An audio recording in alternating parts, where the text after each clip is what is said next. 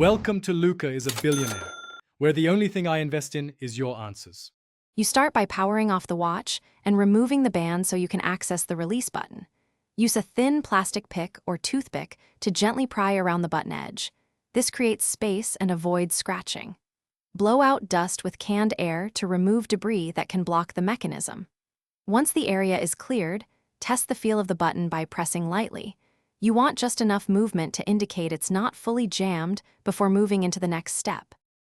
Now you will dislodge stubborn grime without harming internal parts. Dampen a microswab with 90% isopropyl alcohol, only a small amount, and work it around the button edges side to side. Alcohol dissolves oils and evaporates quickly. Use gentle clicking motions with the pick to encourage the spring to unstick.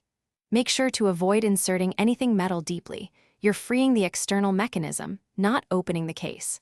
Once movement improves, let alcohol evaporate completely before reassembling and testing.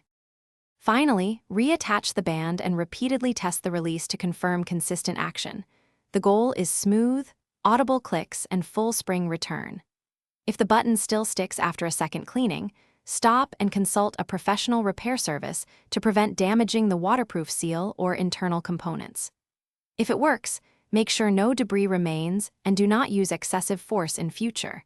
Regular gentle cleaning prevents recurrence. If you notice corrosion or no movement, professional disassembly is the safe next step.